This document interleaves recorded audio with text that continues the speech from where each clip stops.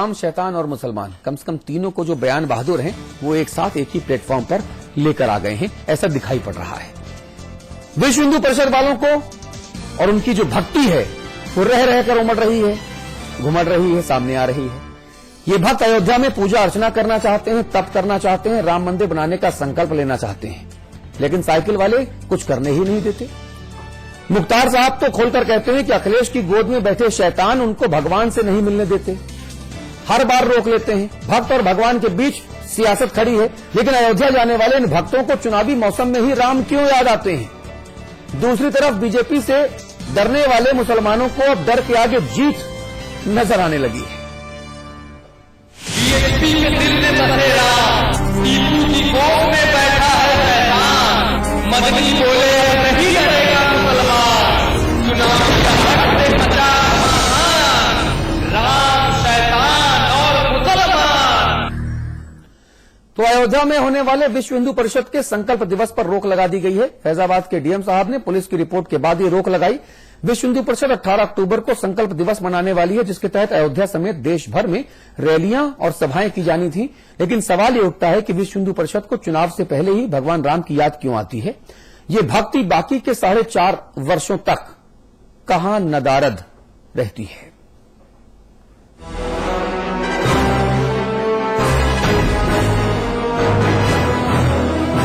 धार्मिक कार्यक्रम है, उनकी मुहूर्त, उनके कार्यक्रम का समय, उनके कार्यक्रम का स्थान संत नहीं बल्कि उनकी सरकार में बैठे हुए शैतान तय करेंगे। जिस स्तर का ये षड्यंत्र है वो सजा भी पाएंगे। मजहब की, धर्म की बुनियाद पर तो कभी भी वोट और पॉलिटिक्स होनी ही नहीं चाहिए।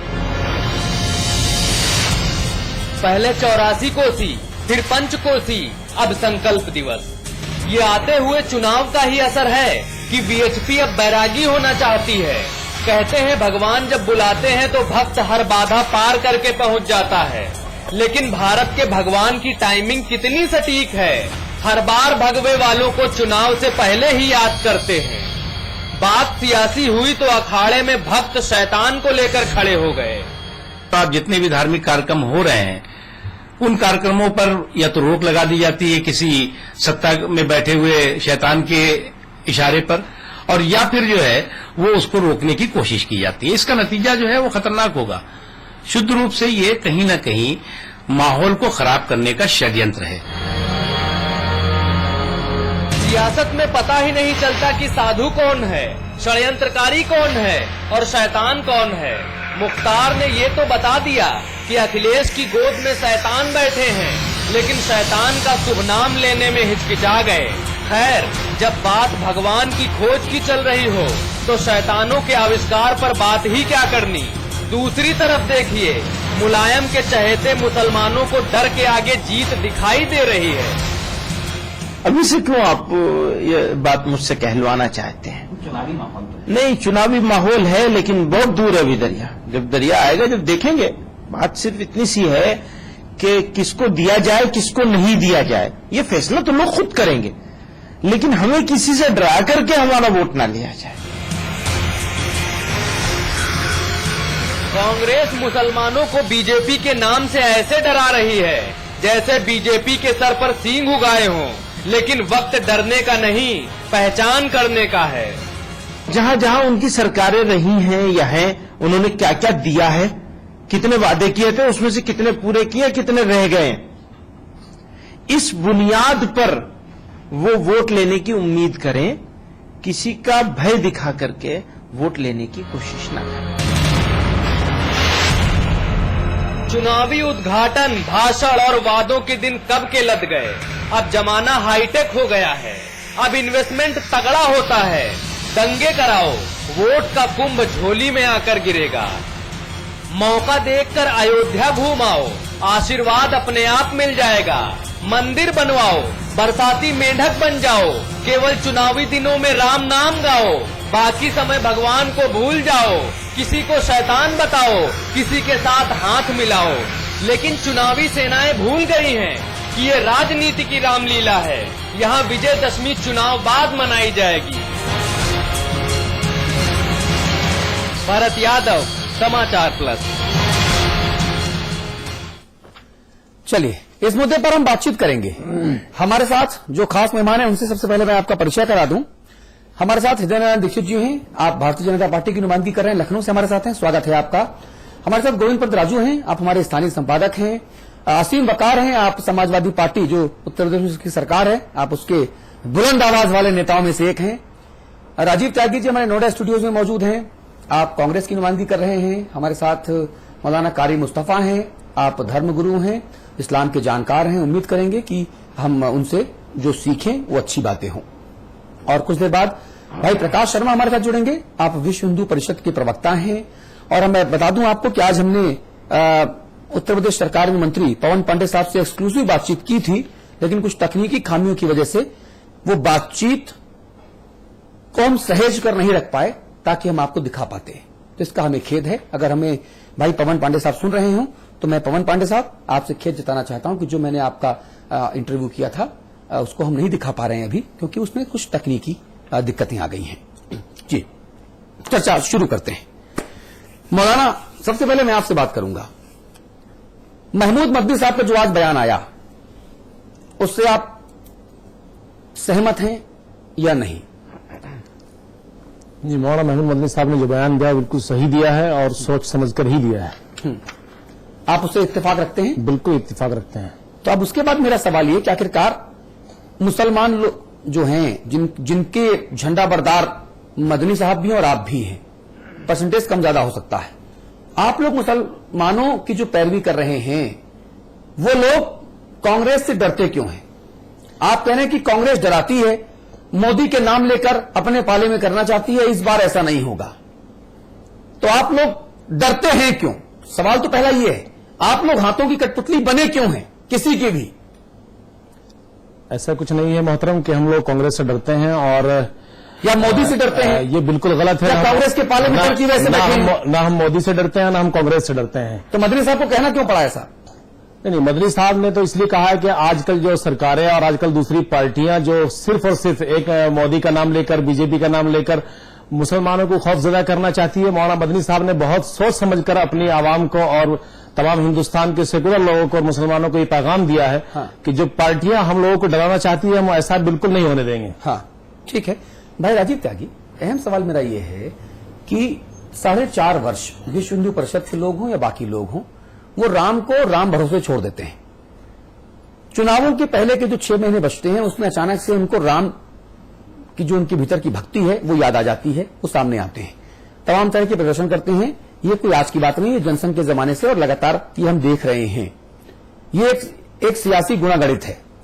लेकिन जो आज महमूद मदनी का बयान आया कि साहब नरेंद्र मोदी के नाम का हवा दिखाकर कांग्रेस मुसलमानों को डराती है और अपने पाले में करती है, इस पर भी सवाल उठ रहे हैं। देखिए अतुल जी, मैं अपनी बात शुरू करता हूं एक शेर से। तुम्हें हिंदू की चाहत है न मुस्लिम से अदावत है, तुम्हारा धर्म सदियों से तिजारत था तिजारत है, तुम्हारे हाथ में बम न कोई खंजर था, तुम्हारे हाथ में तो मर्यादा पुरुषोत्तम का परचम था। मर्यादा पुरुषोत्तम की बात करने वाले भारतीय जनता पार्टी के लोग बाग या तो मर्यादा पुरुषोत्तम को नहीं समझ पाए या भगवान राम के चरित्र को नहीं समझ पाए, जिसकी वजह से भगवान राम उनको 4.5 साल बाद जब बीत जाते हैं चुनाव के, उसके बाद 6 महीने के लिए याद आते हैं और फिर वो कहते हैं कि सौगंध राम की खाते हैं, मंदिर वहीं बनाएंगे। लेकिन ये नारा पूरा नहीं, उनका नारा पूरा है कि सौगंध राम की खाते हैं, मंदिर वहीं बनाएंगे पर टाइम नहीं बताएंगे। रही बात मदनी साहब के बयान की, मदनी साहब या कोई भी व्यक्ति हिंदुस्तान में स्वतंत्र है अपनी बात कहने के लिए, और वही पॉलिटिकल व्यक्ति हैं। अगर वो कुछ कह रहे हैं तो उनका कोई इन्फॉर्मेशन होगी या उनकी कोई वजहत होंगी जिसकी वजह से वो कह रहे हैं, वो व्यक्तिगत वजहत भी हो सकती है जिसकी वजह से वो कह रहे हैं उस बात को जो उन्होंने कहा है। लेकिन मेरा मानना है कि वो पॉलिटिकल व्यक्ति हैं, आपको पता वो किस पार्टी से आते हैं? मैं देखिए जमात उलमा हिंद से हैं, लेकिन नहीं, मैं सियासी दल की बात करूं तो किस दल से आते हैं पता है? देखिए लोकदल में भी रहे, लोकदल के बाद उसके बाद मुझे जानकारी नहीं वो कहां पे हैं। मैं बताता हूं आपको जी। वो सिर्फ एक बार आरएलडी से राज्यसभा भेजे गए और उसके बाद तब से लेकर अब तक लगातार वो कांग्रेस में हैं, चाहे वो हो चाहे उनके बड़े भाईजान हो अरशद मदनी साहब, चचा जान है उनके भाई, चचा जान, चचा जान। और अरशद मदनी जी के बारे में एक बात कह सकता हूं, अरशद मदनी जी बहुत ही मेरी बात सुन लीजिए ना, वो आरएलडी में राज्यसभा जब उनको भेजा उसके बाद से महमूद मदनी और अरशद मदनी आप दोनों कांग्रेस के लिए सियासी गोलबंदी भी करते हैं। नहीं, मुझे नहीं लगता कि महमूद बुंदी साहब कांग्रेस में हैं। हाँ। मुझे नहीं लगता। हाँ। जो मेरी जानकारी है उसके हिसाब से नहीं, मैं- आरएलडी से मैं- राज्यसभा गए थे। और मैंने देखिए, सुनिए, मैं जो बात कह रहा हूं आपसे वो बहुत स्पष्ट एक बात कह देना चाहता हूं। कांग्रेस पार्टी जो सेकुलर जमात की पुरोधा है वो ये मानती है, उसका ये मानना है, उसका कॉन्स्टिट्यूशन ही मानता है। और मैं हृदयानंद दीक्षित जी बैठे हैं, शायद बीजेपी का कॉन्स्टिट्यूशन भी ये मानता है जी। कि सेकुलर नेशन की हम लोग बात करते हैं। ठीक है। बीजेपी भी अपने मैनिफेस्टो में या अपने क्या नाम उसका संविधान में जो कॉन्स्टिट्यूशन है पार्टी रन करने के लिए वो सेकुलर जमात की बात करती है। मेरा मानना है निश्चित रूप से कि हिंदुस्तान में हम लोग बाग है से हिंदू मैं से मुसलमान हम दोनों को मिलाकर के चलेंगे तो देश तरक्की के रास्ते में चलेगा। अमन रहेगा तो तरक्की होगी तो सबको इसमें हिस्सा मिलेगा। ठीक है। रही बात कौन किसके नाम से डरता है, तो मैं तो इतना कह देना चाहता हूं कि 1000 साल पहले 1000 साल का अगर आप इतिहास देखेंगे हिंदुस्तान का तो बहुत सारे आतताई आए, आक्रमणकारी आए। ना तो हिंदुस्तान खत्म हुआ, ठीक है, ना कोई धर्म खत्म हुआ, ठीक है, ना हिंदुत्व खत्म हुआ, ठीक ना है, हिंदुस्तान खत्म हुआ। ठीक है। तो मुझे नहीं लगता कहीं भी आज के समय में कोई किसी के नाम से डरेगा। दीक्षित जी, सवाल बहुत मूलभूत है, जहां से चर्चा शुरू होती है, सारी बातें वहीं से शुरू होती हैं, लेकिन जवाब नहीं मिलता तो हवा में सवाल तैरते रहते हैं कि आखिर देखिए इस देश में हम आस्था के हिसाब से धर्म का पालन करेंगे। अपनी आस्थाओं के प्रकटीकरण के लिए अलग अलग मजहब में, अलग अलग धर्म में जो कर्मकांड हैं, जो विधि विधान हैं, हम उनका पालन करेंगे। यहां तक तो स्वतंत्रता होनी चाहिए, लेकिन जब हम उसको आडंबर के तहत, जब हम उसको ढकोसले और दिखावे के तहत इस तरह से दूसरे माहौल में या दूसरे मजहब में या पूरे सिस्टम के ऊपर हावी करते हैं दीक्षित जी, तो हालात कहीं ना कहीं बिगड़ते हैं। हमको इसका भी ध्यान देना है। संकल्प दिवस की जो मांग है, क्या ये इस वक्त जरूरी थी? ईमानदारी से कहिएगा। किसी भी संगठन को लोकतंत्र में और भारतीय संविधान की मान्यता में हाँ, किसी भी समय हाँ, अपनी गतिविधियां चलाने का अधिकार है। हाँ, विचार अभिव्यक्ति का स्वातंत्र्य है भारत में। हाँ, सरकार को ये देखना होता है कि वो संगठन अगर आतंकवादी है तो सरकार उसको रोके, वो संगठन अगर उसके कार्यक्रमों से समाज में कोई विद्वेष बढ़ता है या राष्ट्रीय सुरक्षा को, राष्ट्र की आंतरिक सुरक्षा को कोई खतरा पैदा होता है, सरकार की जिम्मेदारी है कि इसका अध्ययन करे, इसके बारे में अपना विचार बनावे। सरकार तो ये कहती है कि उत्तर प्रदेश की रोक लगा दी। यही मैं कहने जा रहा था, लेकिन उत्तर प्रदेश की समाजवादी पार्टी की सरकार जब भी कोई भी कार्यक्रम अगर इस प्रकार का अयोध्या से जुड़ा या विश्व हिंदू परिषद के एजेंडे का कोई कार्यक्रम जैसे ही घोषित होता है वैसे ही सरकार फौरन इस पर रोक लगा देती है। सरकार को चाहिए था कि सरकार इस प्रकार के कार्यक्रमों को सुनिश्चित रूप से संपन्न कराने की व्यवस्था करती। सरकार की जिम्मेदारी है, और इस समय उत्तर प्रदेश में तमाम तरह के कार्यक्रम चल रहे हैं, राजनीतिक रैलियां चल रही हैं, तमाम जुलूस चल रहे हैं, तमाम प्रदर्शन चल रहे हैं।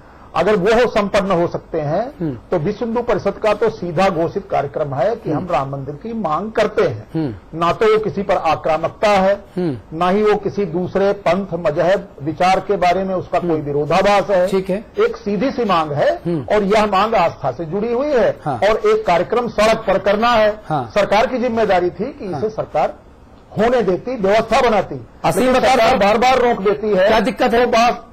बड़ा साफ जाहिर होता है कि सरकार के रोकने के पीछे मंशा है। हाँ। जैसा मदनी साहब का बयान आया था कि चाहे वो कांग्रेस हो, चाहे वो समाजवादी पार्टी हो, वो सब किसी न किसी रूप में जो देश के लिए काम करने वाले हिंदू संगठन हैं उनका हवा दिखा करके तुष्टीकरण की राजनीति करते हैं। इसीलिए सरकार ने ये रोक लगा दी। असीम बकार साहब, सरकार इंतजाम क्यों नहीं कर सकती?